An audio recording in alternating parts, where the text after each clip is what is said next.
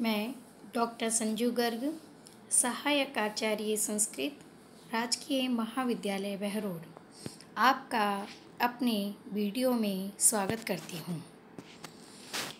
हम अभिज्ञान शाकुंतलम के द्वितीय अंक का अध्ययन कर रहे थे और द्वितीय अंक के अंतर्गत कथा वस्तु का संक्षिप्त विवरण मैंने पूर्व वीडियो के अंतर्गत बतलाया था और 2 पद्य तक की व्याख्या हमने हमारे पूर्व वीडियो में की थी। अब इसके आगे का प्रसंग हम इस वीडियो के अंतर्गत करेंगे।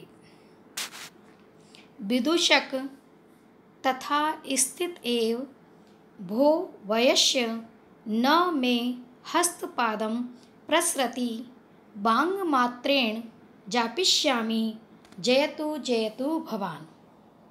विदूषक शिकार के लिए जाना नहीं चाहता है और इसलिए वह दंड का सहारा लेकर राजा के समक्ष खड़ा हो जाता है और राजा से कहता है कि तथा स्थित है, यानी वैसे ही खड़ा होकर अर्थात डंडे के सहारे से खड़े होकर कि भो वयस्य, हे मित्र, न मे हस्तपादम प्रसरति, मेरे हाथ पैर चल नहीं रहे हैं। बांग मात्रेण जापिष्यामि, केवल वाणी मात्र से ही मैं आपका जय घोष करूँगा। जयतु जयतु भवान, आपकी जय हो जय हो। राजा सस्मितम, मुस्कुराकर कहते हैं, कुतो अयम गात्रोपघात है, कि हे मित्र, यह अंग भंग कैसे हुआ। विदूषक राजा से कहते हैं, कुतः किल स्वम अक्षाकुलीकृत्य अश्रु कारणं पृच्छामि। हे मित्र, स्वम मेरी नेत्रों को चोट पहुँचाकर और आंसू क्यों आए इसका कारण पृच्छसि, पूछते हो, यानी खुद आप ही स्वयं वेदना के कारण हो और आप ही उस वेदना का कारण मुझसे जानना चाहते हो। राजा न खलु अवगच्छामि, न खलु अवगच्छामि, मैं तुम्हारा तात्पर्य नहीं समझ पा रहा हूँ। विदूषक कुतः किल शम, विदूषक कहते हैं, भो वयस्य यद वेत से कुब्ज लीलां विडम्बयति तत् किम आत्मनः प्रभावेन ननु नदी वेगस्य। हे मित्र, नदी के किनारे पर उगने वाले जो बेत झुक जाते हैं, तो क्या वह स्वयं अपने कारण से झुकते हैं, अपने प्रभाव से झुकते हैं? निश्चय ही नदी का वेग उनके झुकने का कारण होता है। राजा नदी वेगस्तत्र कारणम, हाँ, इस विषय में तो नदी का वेग ही कारण है। विदूषक तो मम अपि भवान, तो मेरी इस स्थिति के भी आप ही उत्तरदायी हैं। राजा पूछते हैं, न कथमिव, वह किस प्रकार, यानी मैं कैसे, नहीं, मैं नहीं हो सकता। विदूषक राजा से कहता है, एवं राजकार्याणि उज्जित्वा तादृश आकुल प्रदेशे वंचरवृत्तिना त्वया भवितव्यम। इस प्रकार राजकार्याणि उज्जित्वा, राजकार्यों को छोड़कर, विदूषक राजा से कहता है कि इस प्रकार राजकार्याणि उज्जित्वा, राजकार्य को छोड़कर, तादृश आकुल प्रदेशे वंचर वृत्तिना, वैसे मनुष्यों के लिए दुर्गम वन्य जीव जंतुओं से युक्त वन में इस प्रकार आपका आचरण क्या उचित है। यत सत्यम प्रत्याहम स्वपद सम उत्सारणे संक्षोभित संधिवंदानां मम गात्राणाम अनिशो अस्मि संवृत है। ये सच है कि प्रत्यहम प्रतिदिन स्वापद समुत्सारणई जंगली जानवरों को हाँकने से मेरे शरीर के संधि बंधन संक्षोभित शिथिल हो गए हैं और मैं अनिश्वसनीय समृता अपने शरीर को संभालने में समर्थ नहीं हो रहा हूँ। तत् प्रसादिष्यामि विसर्जितं माम एक अहमपि तावत् विश्रमितुम्। इसलिए मैं आज एक दिन के विश्राम के लिए मुझे आप विसर्जितम छोड़ दें ये चाहता हूँ, या मुझे छोड़ने की कृपा करें और आप प्रसन्न हो। राजा स्वगतम अपने मन में विचार करता है और कहता है, अयम चे एवं आह, यह विदूषक भी इस प्रकार कह रहा है, अर्थात यह भी शिकार पर जाना नहीं चाहता है। मम अपि काश्यप सुताम अनुस्मृत्य मृग्या विक्लवम चेते हैं, और मेरा भी चित्त महर्षि कण्व की पुत्री का स्मरण करके शिकार के प्रति विकल हो गया है, अर्थात मैं भी शिकार पर जाने के लिए तत्पर नहीं हूँ, उद्यत नहीं हूँ। कुतः, क्योंकि न नमेतुम अदिज्यम अस्मि शक्तो धनुरिदम आहित सायकम मृगेषु सह वसतिमुपेत्य य प्रियायाः कृत एव मुग्ध विलोकितोपदेशः।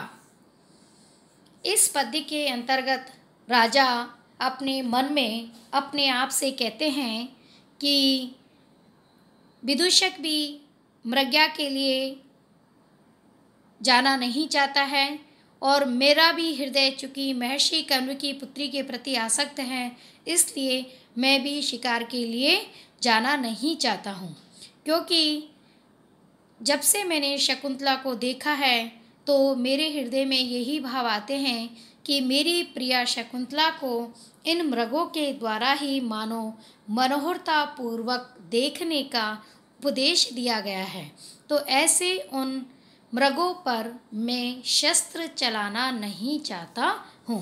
इसी का वर्णन इस पद्य के अंतर्गत कवि के द्वारा किया गया है।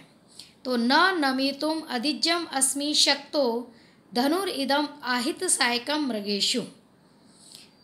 अदिज्य आहित सायकम अर्थात प्रत्यंचा जिस पर चढ़ी हुई है, ऐसे इदम धनु इस धनुष को मैं मृगेषु मृगों पर नमयितुम चलाने में न शक्तो समर्थ नहीं हूँ।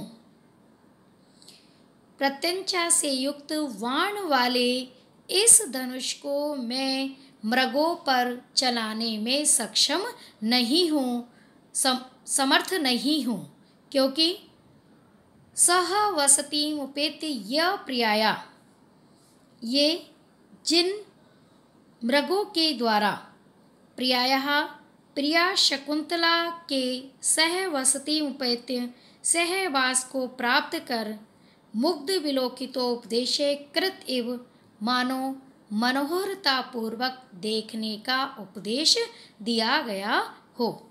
यानी राजा के हृदय में चूँकि शकुंतला के प्रति अनुराग है, शकुंतला के प्रति वह प्रेमासक्त हैं और इसीलिए शकुंतला से संबद्ध किसी भी वन्य वस्तु, जीव जंतु इत्यादि को वह हानि नहीं पहुंचाना चाहते हैं।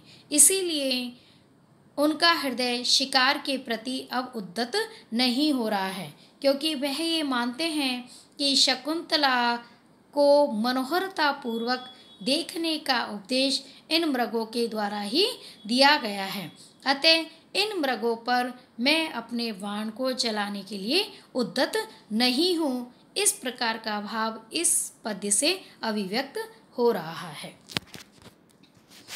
विदूषक राज्ञे मुखम विलोक्य, राजा के मुख की ओर देख कर कहते हैं, अत्र भवान किम अपि हृदय कृत्वा मंत्रियते अरण्यमया रुदितम आसीत।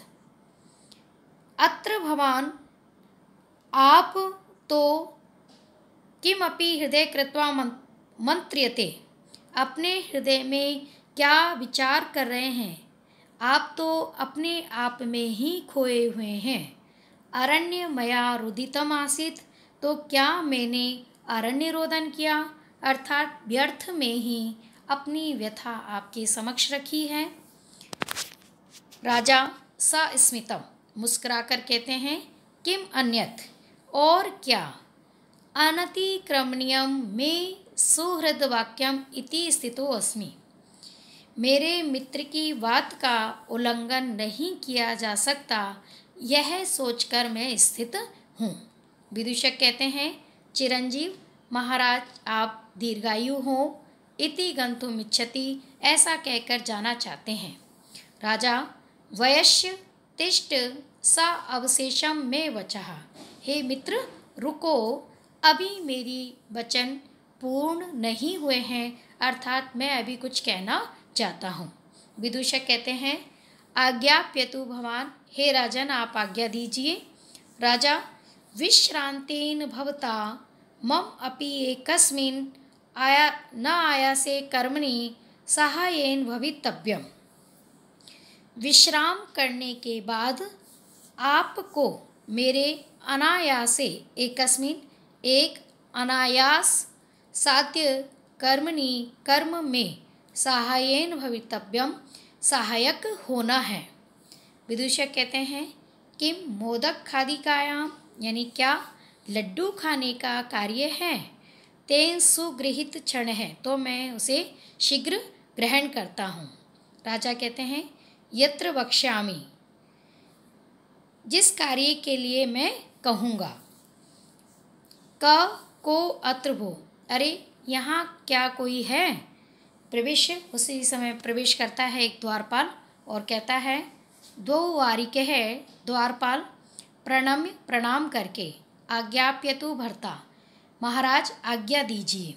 राजा कहते हैं, रेव तक सेनापतिस्तावत आहुइताम, हे रेव तक जाओ और सेनापति को बुलाकर लाओ।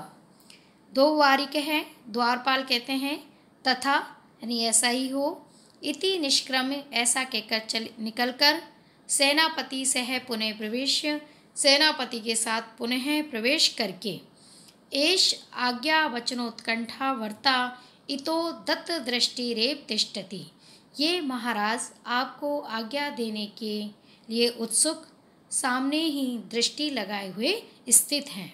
उपसर्पतु आर्य, हे आर्य आप उनके समीप जाइए।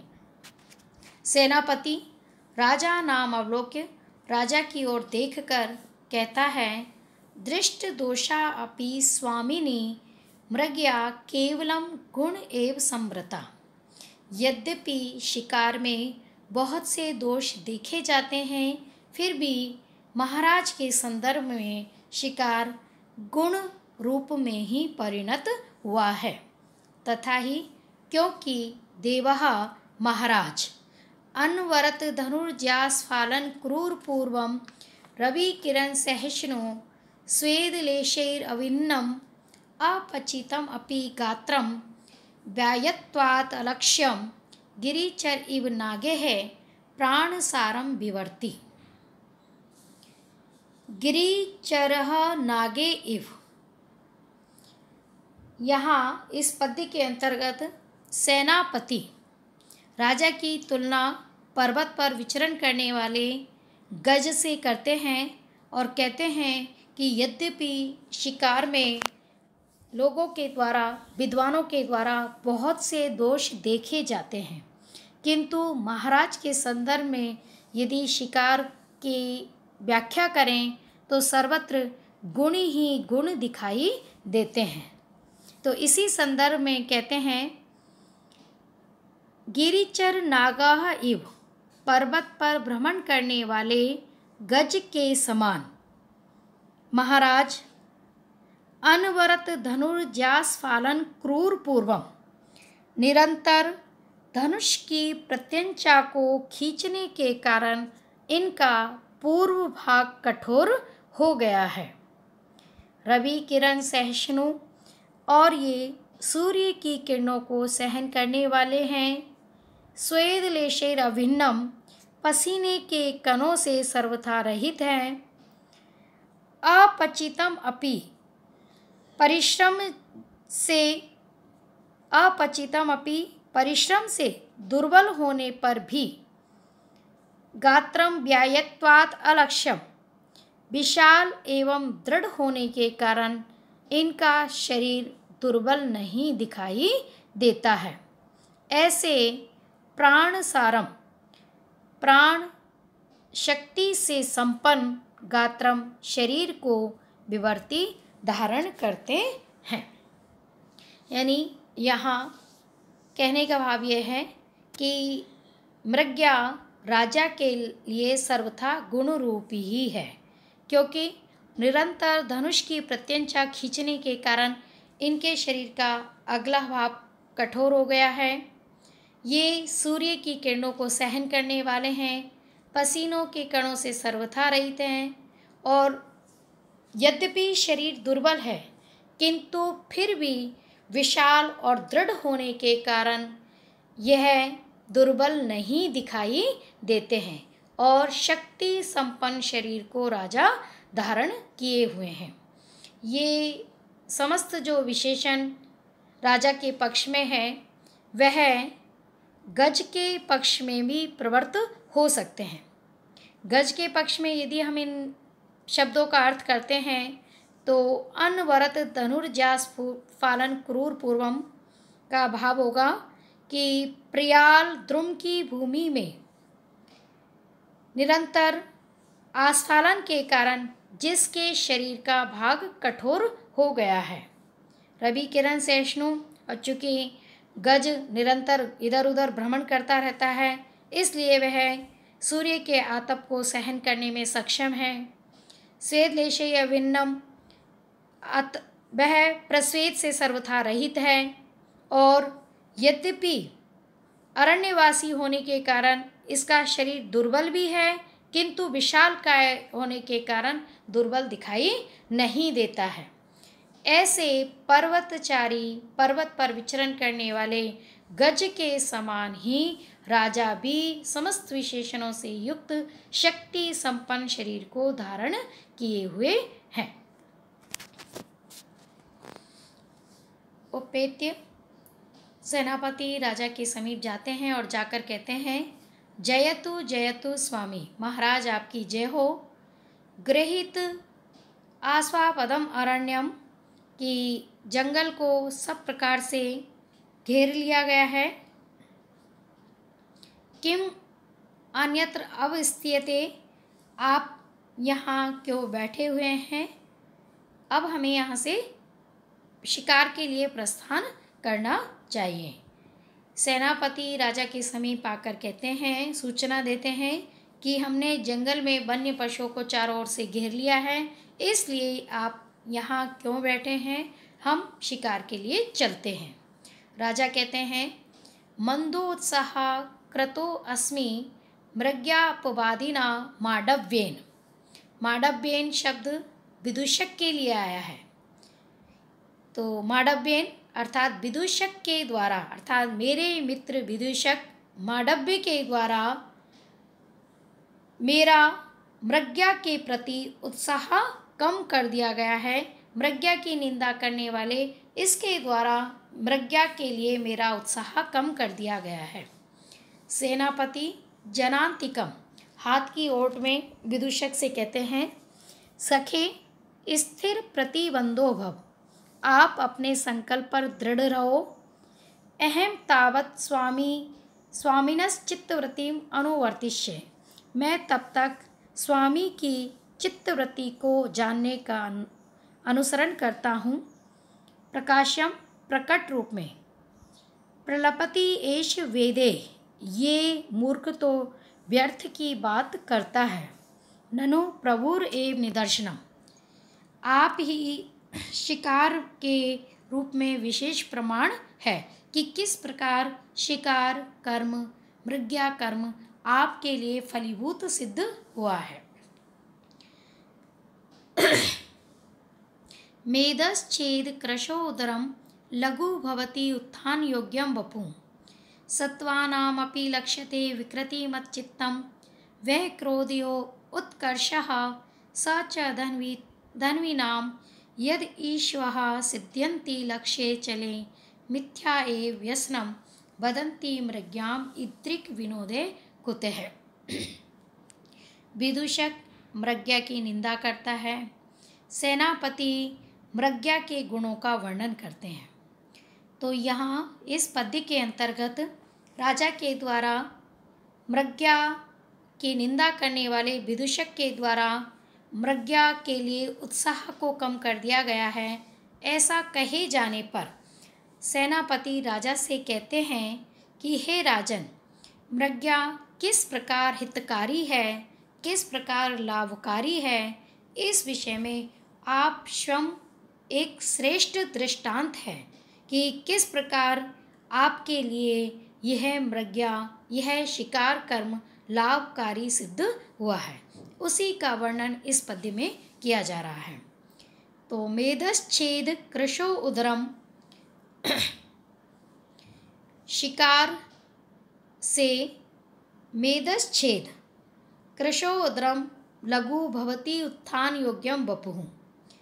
शिकार कर्म से, मृग्या कर्म से, वपुः शरीर, मेदश्छेद चर्बी के घट जाने से, कृशो उदरम कृश उदर वाला, लघु हल्का, उत्थान योग्यम भवति उठाने योग्य हो जाता है। अर्थात शरीर चुस्त दुरुस्त एवं उत्साह के योग्य हो जाता है।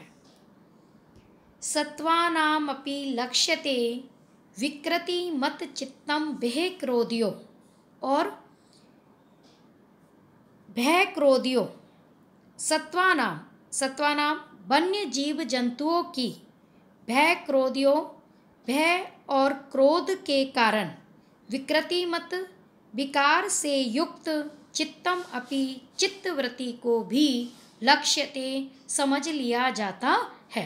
यानी जो शिकारी होता है वह वन्य जीव जंतुओं के, कि इस समय वो वन्य जीव जंतु डरा हुआ है, क्रोध में है, उनके हाव भाव को समझने का सामर्थ्य उसमें आ जाता है। उत्कर्षे से चे धन्वीनाम यद ईश्वा सिद्ध्यन्ति लक्ष्य चलय, और स वह तो धन्वीनाम धनुर्धारियों के लिए उत्कर्षः और भी गौरव की बात है, यत जो कि ईश्वः उनका वाण चले लक्ष्य सिद्ध्यन्ति चंचल लक्ष्य को भी भेद देता है। अर्थात धनुर्धारियों के लिए ये और भी गौरव, सम्मान, श्रेष्ठता की बात है कि वह दौड़ते हुए भी वन्य जीव जंतुओं को मारने में सक्षम होते हैं। मिथ्या एव व्यसनम वदन्ति मृग्याम इद्रिक विनोदे कुतः।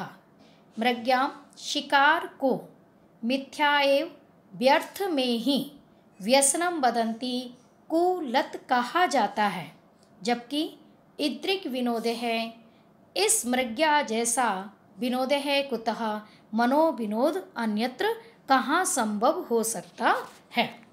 अर्थात सेनापति के कहने का भाव यह है, वो राजा से कहते हैं कि हे राजा, मृग्या को बड़े बड़े विद्वानों के द्वारा व्यर्थ में ही कुलत कहा जाता है, बुरी आदत कहा जाता है, जबकि मृग्या जैसा मनोविनोद अन्यत्र कहीं संभव नहीं है। क्योंकि मृग्या से मनुष्य का जो शरीर है वह, उसके शरीर की चर्बी समाप्त हो जाती है, और चर्बी वसा के समाप्त हो जाने पर उसका शरीर दुर्बल हो जाता है, उसका पेट कम हो जाता है, उसका उदर कम हो जाता है, और शरीर उठाने योग्य, चुस्त, फुर्तीला एवं दुरुस्त हो जाता है। शिकारी जो है वह वन्य जीव जंतुओं की हाव भाव को समझने में सक्षम होते हैं। उन धनुर्धारियों का जो वाण है, जो लक्ष्य है, वह चंचल लक्ष्य को, उनका जो वाण है वह चंचल लक्ष्य को भी भेद देने का सामर्थ्य रखता है। तो इस प्रकार मृग्या में बहुत से लाभ हैं, मृग्या के बहुत से फायदे हैं। मृग्या एक श्रेष्ठ मनोविनोद का साधन है, इसे व्यर्थ में ही व्यसन, कुलत या बुरी आदत कहा जाता है। इसके जैसा मनोविनोद का साधन अन्यत्र कोई नहीं हो सकता है। आज का वीडियो हम यहीं पर समाप्त करेंगे। आगे के प्रसंग की व्याख्या, आगे के प्रसंगों का अध्ययन हम अपने अगले वीडियो में करेंगे। तब तक के लिए धन्यवाद।